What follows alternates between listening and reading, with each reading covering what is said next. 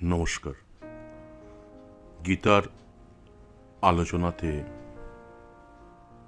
অধ্যায়ের মধ্যে প্রবেশের আগে গত পর্বে যে ভূমিকা করা হয়েছে আজকে তার দ্বিতীয় পর্ব বলা যেতে পারে। কারণ গীতা শুনতে গেলে, গীতা অধ্যয়ন করতে গেলে বা গীতা অনুসারী জীবনযাপন করতে গেলে, অধ্যাত্ম জীবনযাপন করতে গেলে আমাদের তার যোগ্য হয়ে উঠতে হয়। সেই যোগ্য হয়ে ওঠার ক্ষেত্রে আজকে এই দ্বিতীয় পর্বে দুটি বিষয় আলোচনার মধ্যে উঠে আসবে। প্রথমটি হলো যোগ্য, আর দ্বিতীয়টি হলো গীতার প্রকৃত শিক্ষা। গীতার প্রকৃত শিক্ষা কি সেটা বলার আগে প্রথমেই বলে নিই যে পৃথিবীতে সব রকম শাস্ত্রে দু প্রকারের সত্য হয়।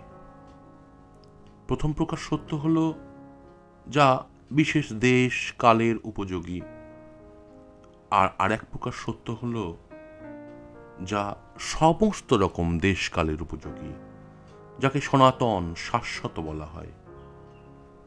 ভগবদ গীতা হচ্ছে সেই সনাতন শাশ্বতের উপর প্রতিষ্ঠিত। গীতার মধ্যে সত্য, এমন সত্য খুব কমই আছে যা কোনো বিশেষ দেশকালে সীমাবদ্ধ। বরং গীতার মধ্যে যা আছে তা হলো সনাতন, যা চিরকালের, যে কোনো সময়ের। একটা উদাহরণ দেওয়া যেতে পারে, যেমন গীতায় যজ্ঞের কথা আছে। যজ্ঞ হলো প্রাচীন ভারতের এক বৈদিক অনুষ্ঠান।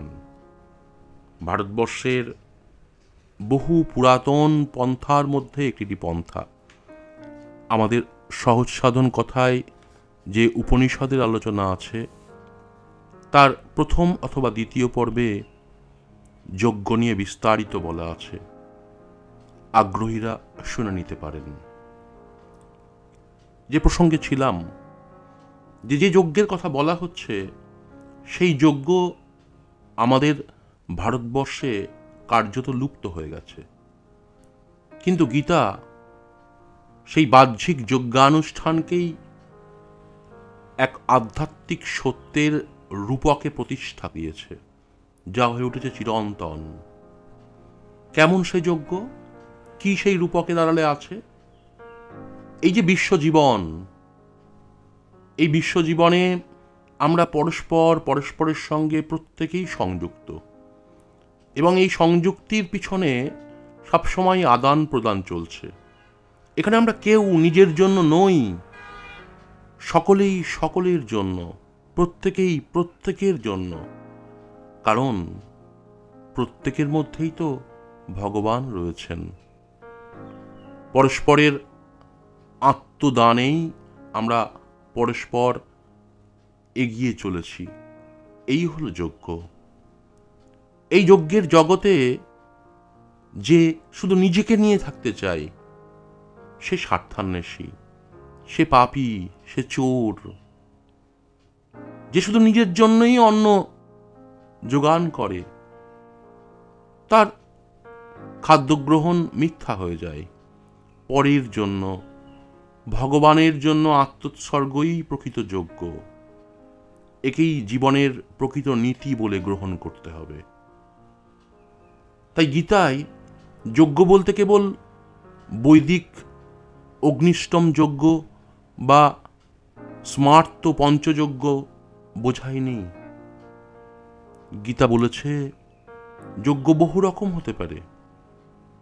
সবকিছুর মূল নীতি হচ্ছে আমাদের নিজ প্রবৃত্তি সকলকে দমন করা, উচ্চতর এক আদর্শের জন্য আত্মদান করা। আর এই সব যজ্ঞের সম্ভব, সব যজ্ঞ সম্ভব চিত্তশুদ্ধির মধ্যে দিয়ে।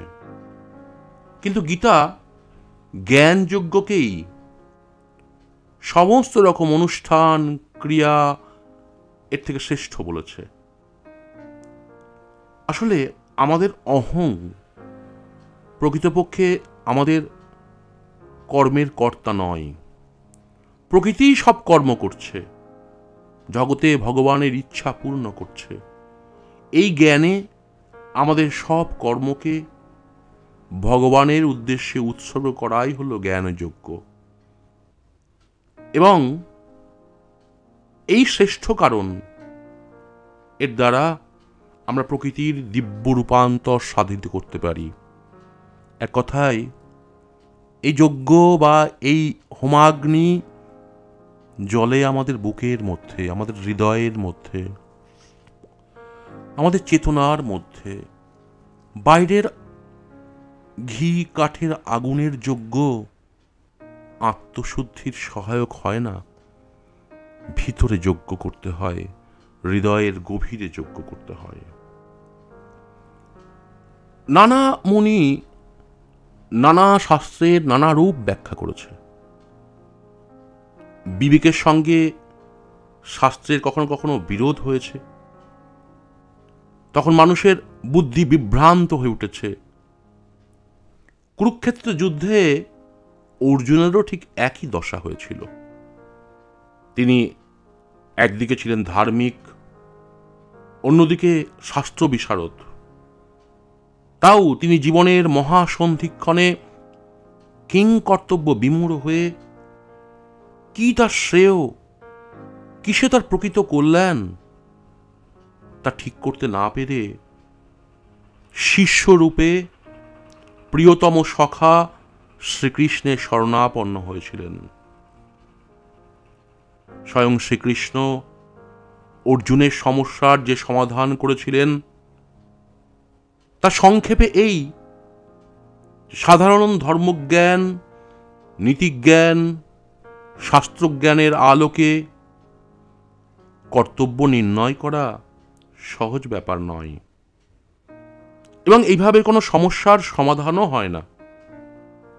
মানুষ যতদিন এই ত্রিগুণময়ী অপরা প্রকৃতির মধ্যে বাস করছে, ততদিন এই সমস্যার কোনো প্রকৃত সমাধান নেই। মানুষের এই অবস্থা আসলে কোনো রকমে অর্ধেক আলো অর্ধেক অন্ধকারে হোঁচট খেতে খেতে জীবনের পথে অগ্রসর হওয়া। এই প্রকৃতিকে ছাড়িয়ে উঠে আমাদের প্রত্যেককে দিব্য প্রকৃতিতে প্রতিষ্ঠিত হতে হবে। সাধারণ যে চেতনায় আমরা বসবাস করি, সেই চেতনার রূপান্তর ঘটাতে হবে। তখন আর কর্ম আমাদের থাকবে না। তখন ভগবান আমাদের রূপান্তরিত প্রকৃতিকে যন্ত্ররূপে, নিমিত্ত মাত্র রূপে ব্যবহার করে জগতে তাঁর ইচ্ছা পূর্ণ করবেন, নিজে কর্ম সম্পন্ন করবেন। মানুষ থাকবে কেবল সজ্ঞানে ভগবানের যন্ত্র হয়ে ওঠার পরম আনন্দে। আর সেই কর্ম আসবে ঊর্ধ্ব থেকে, ভগবানের ইচ্ছা থেকে। সুতরাং তা হবে সমস্ত পাপ পুণ্যের অতীত, অপরাজেয়, অব্যর্থ। সাধারণ মানুষের পক্ষে প্রচলিত শাস্ত্র, প্রচলিত সামাজিক বিধিনিষেধই যথেষ্ট। কাম ক্রোধের বশে চালিত না হয়ে যে কোনো শাস্ত্র বা নীতিতে তার বিশ্বাস আছে, শ্রদ্ধা আছে, তা অনুসরণ করে কর্ম করলেই ক্রমশ কাম ক্রোধের বেগ প্রশমিত হয়। এই জন্য গীতা শাস্ত্রবিধি অনুসারে কর্তব্য নির্ধারণ করতে বলছে, কিন্তু এটি সর্বোচ্চ অবস্থা নয়। যে কোনো অসতর্ক মুহূর্তে এখান থেকে পতন হতে পারে।